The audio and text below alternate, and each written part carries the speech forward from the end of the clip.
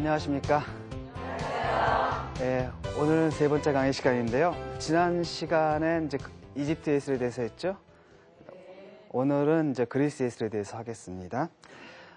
먼저 그 그리스 예술의 본질에 대해서 설명하기 전에 한 가지 이제 예를 들기로 하겠습니다. 아주 재밌는 예인데요. 우리나라에도 옛날에 그 위대한 화가가 있었죠. 신라 시대 솔거라고. 그쵸. 솔거가 소나무를 그렸더니 새가 날아와가지고 앉았다. 근데 똑같은 전설이 그리스에도 있었습니다. 그러니까 그 제욱시스라는 사람이 있었는데요. 화가이자 건축가죠. 이 사람하고 파라시오스라는 사람이 있었습니다. 둘이서 경쟁자였거든요. 그래서 둘이서 오늘날 이제 누가 더 그림을 잘 그리는지 경쟁을 했습니다. 그래서 제욱시스가 제일 먼저 그 포도농쿨을 그렸거든요. 그래서 포도농쿨을 그려가지고 딱 그림을 공개했는데 그 순간에 정말로 그게 포도농쿨이라고 생각한 새들이 날아와가지고 와서 그림에 와서 부딪힌 겁니다. 그다음에 이제 제욱시스가 얘기했죠. 자, 어떤가? 이제 자네의 그림을 보여주게. 그랬더니 파라시오스가 내 아틀리에로 따라오게. 따라갔습니다. 그랬더니 저쪽 보니까 캔버스 위에 이렇게 천이 딱 덮여 있는 겁니다. 그래서 저기 내 작품이 있네. 그랬더니 그래, 그럼 천을 들치게. 라고 했더니 파라시오스가 씩 웃으며 하는 말이 바로 그 천이 내가 그린 그림일세. 그래서 이제 제욱시스가 졌다라고 하면서 나는 새의 눈을 속였지만 자네는 새의 눈을 속인 예술가의 눈을 속였기 때문에 자기가 졌다라고 패배를 인정했다고 하거든요. 근데 이 이야기를 들어보면 이 안에서 그리스 화가들이 뭘 추구했는지 금방 드러납니다. 말하자면 실물과 똑같이 생긴 것. 그것을 이 사람들은 추구했다는 걸 알 수가 있는데요. 이런 것을 이제 예술에서는 환영주의라고 합니다. 환영주의. 그러니까 우리가 진짜가 아니라 가짜죠. 가짜 그 환영을 만들어내는 것, 그걸 추구하는 것, 이걸 환영주의라고 하는데 이집트 예술과 달리 그리스 예술은 바로 이런 환영주의를 추구했습니다. 지난번에 우리가 이제 비례론 얘기하면서 이집트 사람들은 그 이집트 예술의 경우에는 그 객관적 비례와 그 제작적 비례가 얼추 일치한다 이렇게 말씀을 드렸습니다. 그러니까 화가들이 반드시 고려해야 할 세 가지 사항이 있다 그랬죠. 화가나 조각가가. 첫째는 뭐냐? 인체 비례가 인간이 하는 동작에 따라서 그 신체 지절들의 길이가 달라진다는 것이고요.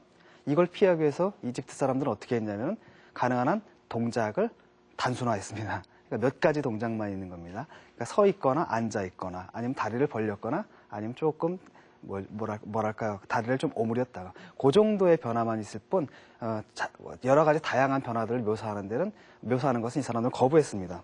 그 다음에 이제 보는 시각에 따른 변화가 있었죠. 말하자면 단축법인데 이걸 피하기 위해서 이 사람들은 정면성의 원리라고. 그래서 머리는 항상 옆을 보고 가슴은 앞을 보고 뒤를 보고. 다른 한편은 또는 관찰자 시각에 따른 변화. 그러니까 작품을 만들어 놓은 다음에 너무 큰 대상, 즉 너무나 큰 대상을 아래에서 쳐다볼 경우에 머리가 작아 보이죠. 그걸 커버하기 위해서 그리스 예술가들은 머리를 크게 그렸지만 이집트 예술가들은 그걸 그냥 무시해버렸습니다. 여기서 이제 뭘 알 수가 있냐면 이집트 예술가들은 변수가 아니라 상수, 변하지 않는 것을 추구했다는 걸 알 수가 있는 거죠. 그러니까 이집트인들이 좀 전에 얘기했던 이 세 가지 과제를 해결하는 방법은 간단했죠. 그냥 무시해버리면 되는 겁니다. 그런 변화들은 무시해버리면 되는데 그리스 예술가들은 이집트 예술가들이 무시해버린 이 세 가지를 의식적으로 추구하기 시작합니다.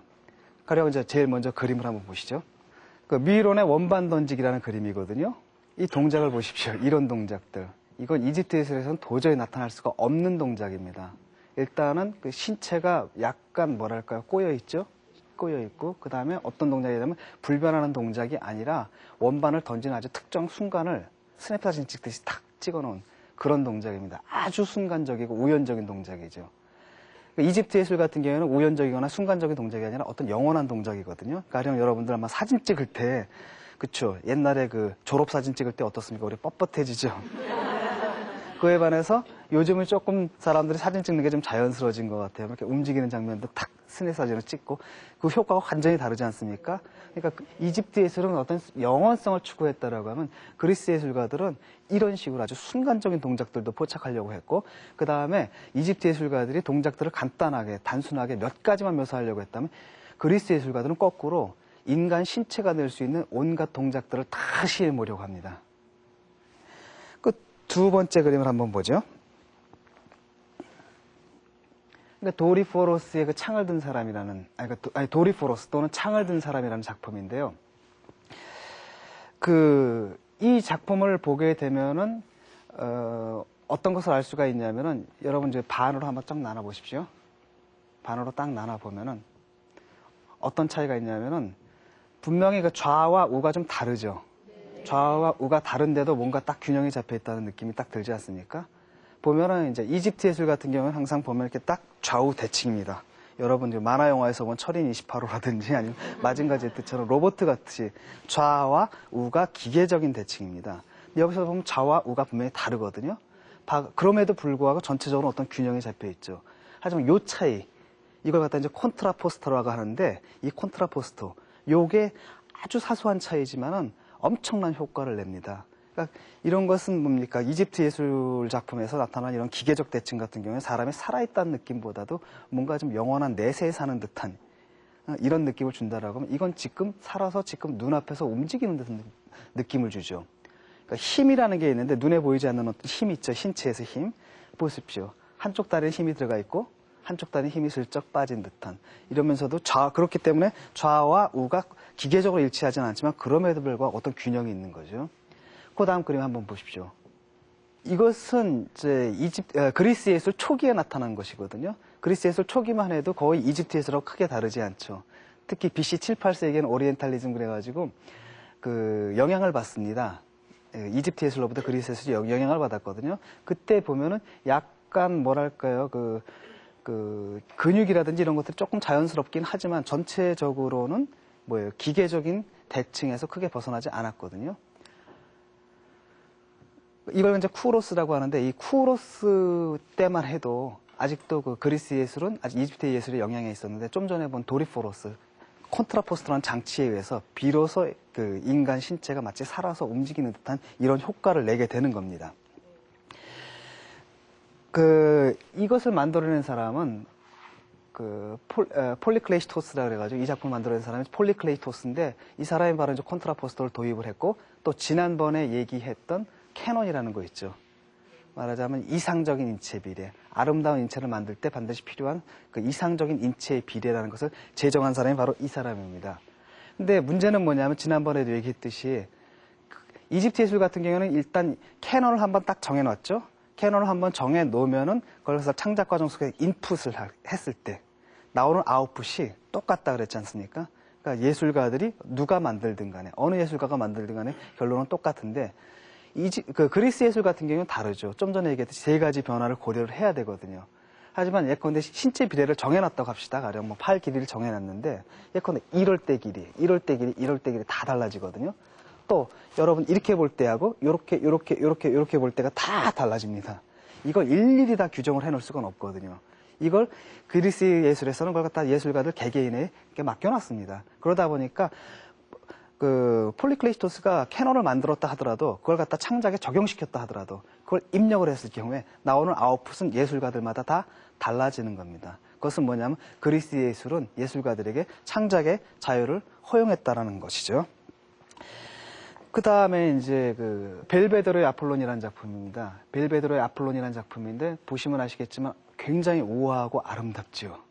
그러니까 그리스 예술이 초기에는 조금 딱딱한 맛 그리고 그다음에 숭고함이다라고 하는 특성을 추구했다면 여기서부터는 거의 그 우미의 단계에 도달하는데 언뜻 보면은 언뜻 보면 그냥 대충 만든 것 같은데 이 밑바탕에는 사실은 엄격한 수적 비례 관계가 깔려 있습니다. 한번 다음 그림을 보시죠. 자, 이거는 소련의 그 졸도프스키라는 건축가가 있는데 이분이 이것을 갖다 측정을 한 겁니다. 측정을 했더니 실제로는 뭡니까? 뭐 우리는 그 이집트 예술을 봤죠. 이집트 예술 같은 경우에 모눈이 있어가지고 모눈마다 다 수치가 있었죠. 그런데 저건 너무나 자연스럽기 때문에 저 밑에 어떤 딱딱한 수치 같은 게 깔려 있을 거라고 생각을 못 하는데 실제로 딱 측정을 해보니까 엄격한 수치가 그 밑에 깔려 있던 겁니다. 바로 이제 이런 캐논을 도입해가지고 이것을 만들었다는 얘기겠죠. 그 다음 작품 한번 보시죠.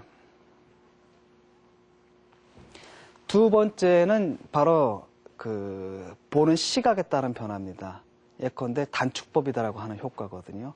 우리는 단축법을 피하기 위해서 이집트 예술가들이 인간의 다리를 묘사할 때라든지 아니면 뭐랄까요, 그 앞면을 묘사할 때라든지 이럴 때 어떤 방법을 사용했는지 알고 있습니다. 말하자면 정면성의 원리죠.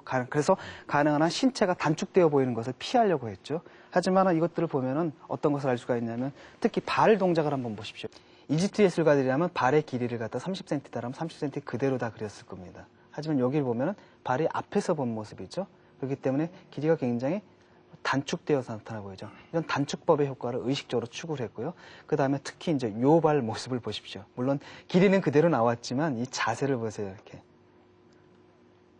엄지발가락이 이렇게 굽어진 형태로 이런 식의 묘사라는, 이런 식의 자연스러운 묘사라는 건 그리스에서는 나타나지 않는 겁니다.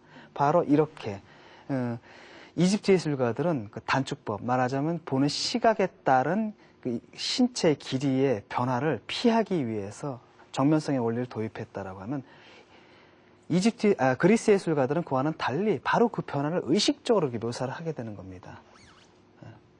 특정한 시점에 따라 가지고 특정하게 변하는 그 발의 길이를 그대로 묘사하려고 했고, 바로 그리스 예술가들은 이런 것들을 오히려 즐겼습니다. 그 다음에 세 번째를 한번 보죠. 세 번째가 뭐였죠? 뭐에 따른 변화였냐면 이제 작품을 만들어 놨을 때 관찰자의 그 시점에 따른 변화라고 할 수가 있습니다. 이건 뭐냐? 우리가 그 사물을 바라볼 때 뭘 가지고 보죠? 시각이죠. 눈을 가지고 본단 말입니다. 그런데 우리 눈은 어떻게 생겼습니까? 모양이 동글게 생겼죠. 그러니까 바깥에 있는 대상에 우리 그 눈으로 들어와가지고 우리 망막에 맺힐 때 그 망막은 사실은 평면이 아니라 구면입니다. 구면이기 때문에 사실은 그 대상들이 들어와가지고 구면 속에 약간 왜곡된 형태를 이렇게 비치게 되거든요. 이게 조그만 대상들을 바라볼 땐 큰 문제가 없습니다. 가령 뭐 요만한 대상을 바라보거나. 하지만 이게 대상이 아주 클 때, 말하자면 신전처럼 뭐 20m, 30m씩 길이가 될 때 그걸 떨어져가지고 이렇게 보면은 이 직선이라는 게 어떻게 보이냐면은 곡선으로 보이게 됩니다. 곡선으로 보이게 되거든요. 그래서 그 효과를 갖다 그리스 건축가들은 알고 있었습니다. 그래서 그걸 캄플라주 하기 위해서 팝니다. 이렇게 일부러 파고, 그러면 이제 떨어져서 봤을 때는 그게 다시 메워져 가지고 직선처럼 보인다라는 거죠. 또 지난번에 얘기했듯이 피디아스라든지 이런 사람들이 만든 신상 같은 경우, 아테나 신상 같은 경우는 높이가 12m까지 올라가거든요. 12m까지 올라가는 그런 그 신상 같은 경우는 아래에서 위를 쳐다보게 되면 당연히 머리가 작게 보이니까 그걸 갖다 좀 비례를 맞추기 위해서 약간 실제 비례를 왜곡해가지고 약간 크게 만듭니다. 말하자면 그리스인들은 이런 식으로 눈에 보이는 효과를 굉장히 강조했습니다. 여기서 이제 그 철학자들과 예술가들 사이에 이제 갈등이 일어납니다. 플라톤 같은 사람은 이런 것을 참아내지를 못했습니다. 왜냐하면 플라톤에게 아름다움은 아름다움이거든요. 사물이 갖고 있는 객관적 속성이어야 되고 아름다움은 비례 속에 있어야 하는 겁니다. 그런데 예술가들은 어떤 아름다움이냐면은 사물이 갖고 있는 객관적인 아름다움이 아니라 그것이 우리 눈에 비춰질 때의 아름다움. 그러니까 플라톤이 볼 땐 그건 바로 가상이거든요. 가상의 아름다움이고, 그렇기 때문에 가짜 아름다움이라는 것이고, 그러니까 철학자들이 볼 땐, 플라톤과 같은 철학자들이 볼 때는 예술가들은 가짜 아름다움을 추구하는 것이고, 원래 그 진정한 인간이라면 실제로는 뭡니까? 원상의 아름다움, 진짜 아름다움을 추구해야 된다는 거죠. 그러니까 플라톤 같은 사람은 아름다워 보이는 것과 실제로 아름다운 것은 다르다라고 얘기를 하고 있고, 예술가들은 어떤 입장이었냐면 아름다워 보이지 않는 아름다움이 대체 무슨 소용이 있느냐. 이것은 또한 아리스토텔레스의 말이기도 합니다. 플라톤의 제자였던 아리스토텔레스 같은 사람은 그렇기 때문에 예술가들이 추구했던 그 환영주의 효과를 긍정을 했던 거죠.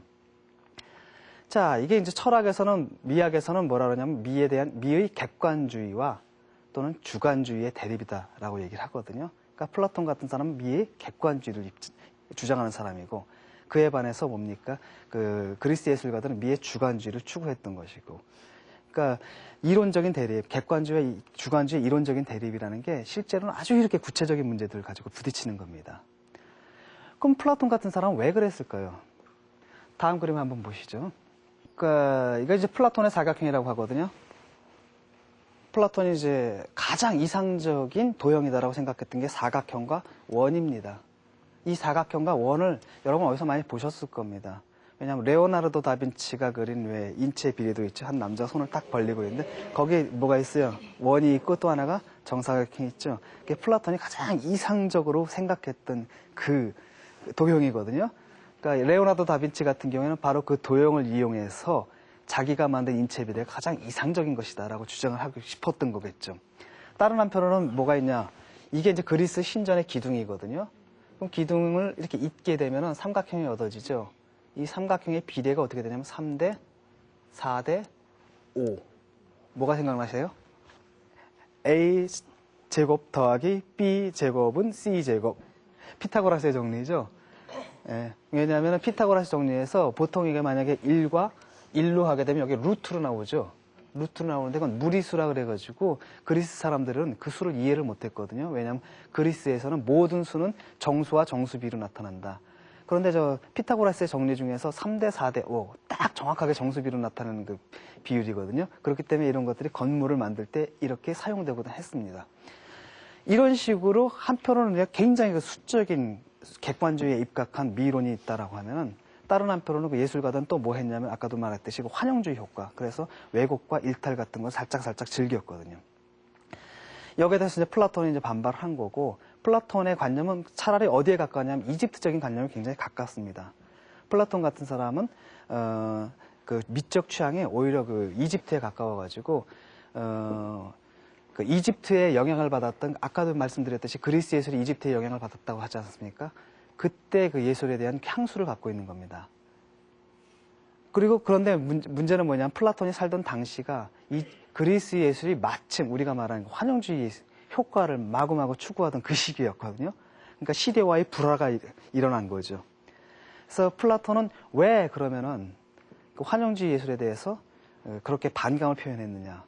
우리는 알고 있습니다. 플라톤 철학이 어떤 철학입니까? 플라톤은 우리가 보는 세계는 그림자고 진짜 세계는 어디 있다고 했습니까? 저 하늘의 이데아의 세계라고 했죠. 그 이데아의 세계를 이 세계는 불완전하게 흉내낸 것에 불과하다. 이렇게 얘기를 했습니다. 근데 바로 그 이데아의 세계다라는 것이 플라톤이 볼 때는 거의 그 기하학적인 도형들이 모여있는 세계 또는 가장 완전한 도형들이 가장 완전한 형상들이 이렇게 모여있는 세계다라고 생각을 했거든요. 그 다음에 그 세계는 현실과 달리 현실은 굉장히 가변적이고 다양하고 우연적이고 개별적인 세계다라고 하면 저 위에 이데아 세계는 보편적이고 추상적이고 또 불변적인 그런 세계라고 생각을 했습니다. 철학자의 과제 또 인간이 모름지기 추구해야 할 진리는 바로 저 위에 있기 때문에 이 사람이 플라톤이 볼 때는 이 가상에 집착하는 그림자에 불과한 현실 세계의 가상에 집착하는 예술이라는 건 이해할 수가 없었던 거죠. 거기에 대해서 그래서 플라톤은 반감을 나타낼 수밖에 없었던 겁니다.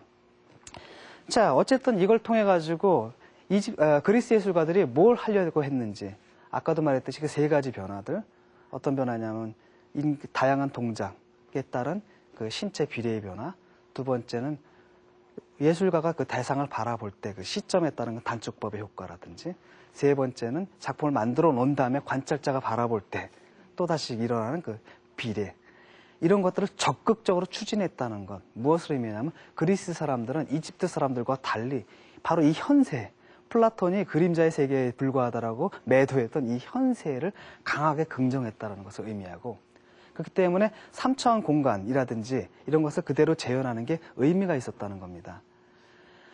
여기서 이제 우리는 그 그리스 문화가 이집트 문화와는 달리 훨씬 더 현세 긍정적이고 낙천적이었다는 걸 알 수가 있습니다. 훨씬 더 명랑하잖아요. 이집트 예술 같은 경우는 뭔가 좀 딱딱하고 근엄하죠. 반면에 그리스 예술은 훨씬 더 명랑하고 훨씬 더 낙천적이고 현세적입니다. 여기서 그리스 사람들이 이집트 사람들과는 다른 세계관을 갖고 있었다는 걸 알 수가 있고요. 다른 한편으로는 예술가들에게 창작의 자유를 맡겨줬거든요. 우리 이제 어떤 차이가 있는지 금방 아실 수 있을 겁니다. 우리가 이집트 예술 할 때는 이집트 예술을 설명할 때는 예술가들 이름 하나도 얘기가 안 했죠. 왜냐하면 예술가들이 무명으로 남아있기 때문입니다. 왜냐하면 누가 만들어도 똑같이 나와버리거든요. 그러니까 예술가들의 역할이라는 게 크지 않았기 때문에 그 사람들은 무명으로 남습니다. 하지만 그리스 예술을 딱 들어오니까 벌써 이름들이 등장하죠. 피디아스 등장했죠. 제욱시스, 파라시오스, 폴리클레시토스. 그것은 뭐냐? 예술가들 개개인이 할 수 있는 일이 있었다라는 겁니다. 자기들의 역할이 있었고 또한 그 문화는 어떤 예술가가 어떤 특정한 캐논을 도입해서 작품을 만들어가지고 남들과 다른 것들을 만들어내니까 그 부분에 대해서 그 사람의 능력, 솜씨 또는 재능을 찬미하는 문화가 있었던 겁니다. 그렇기 때문에 예술가들이 개인으로 남을 수가 있었던 거죠. 이걸 통해서 뭘 할 수 있느냐? 그리스라는 사회가 이집트와는 다른 사회 체제를 갖고 있었다는 거죠. 이집트가 약간 전체주의적인 사회였다면 이제 전제 정치였죠. 그러니까 개인의 다양성 이런 것들 별로 중요하지 않고 그 전제 군주의 권력이 모든 것을 다 결정해버리는 그런 사회에 살고 있었다라고 하면 그리스 예술 같은 경우에는 그리스 사회 같은 경우에는 각 개개인이 다 자기 견해를 가지고 민회 같은 데 나와서 의견을 토로하고 그것을 통해서 정책 결정을 했단 말이죠. 따라서 그리스의 정치에서는 개개인의 의사가 굉장히 중요했고 또 개개인들을 존중하는 문화가 있었다는 겁니다. 바로 그런 문화가 예술에서도 저렇게 나타난 거죠. 자, 이것을 좀 다른 관점에서도 볼 수가 있습니다. 보링거라는 미술사학자가 있는데 보링거라는 사람은 그 이집트 예술과 그리스 예술의 차이를 두 가지 충동의 대립으로 설명했습니다. 이집트 예술 같은 경우에는 추상 충동이라고 이름을 불렀고요. 그 다음에 그리스 예술 같은 경우에는 감정이입 충동이라고 얘기를 했습니다. 왜 그런 차이가 벌어지느냐? 왜 이집트 예술은 그 추상적이고 기하학적인 문양을 택했고 그런 양식을 택했고 그에 반해서 이 그리스 예술은 자연주의적이고 정말 실물처럼 보이는 그런 효과를 추구했느냐? 이걸 이 사람 풍토의 차이로 설명합니다. 말하자면 이집트는 어떻습니까? 어떤 기후예요? 사막 기후죠. 사막 기후라는 것은 인간에게 적대적이고 친화적이에요.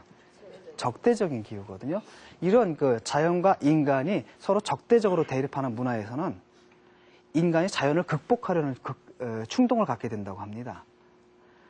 그러니까 그 추상을 통해 가지고 극복하려고 하는 건데, 가령 여러분 나일강이 범람했을 때, 범람하면 어떻게 돼요? 농토들의 경계가 다 지워지고 많은 경우에 풍경이 막 달라지거든요. 그때 사람들은 뭐냐면 혼란스럽겠죠. 거기다 어떤 질서를 도입을 해야 되는데, 예컨대 네모난 모양의 그 밭이 있었다. 근데 경계선이 지워졌습니다. 그다음에 거기다 조그만 언덕도 생기고 막 이랬을 때, 해마다 물이 범람할 때마다 지형이 달라지거든요. 그 안에서 이집트 사람들은 뭘 찾아야 되냐면은 그 변화하는 것 속에서도 불변하는 걸 찾아야 되는 겁니다. 자, 뭐겠어요? 사각형이 삼각형이 되고, 삼각형이 원형이 되고, 원형이 벌포가 된다 한들 변하지 않는 것은 뭡니까? 면적이죠. 그래서 기하학이 발달하는 겁니다. 예?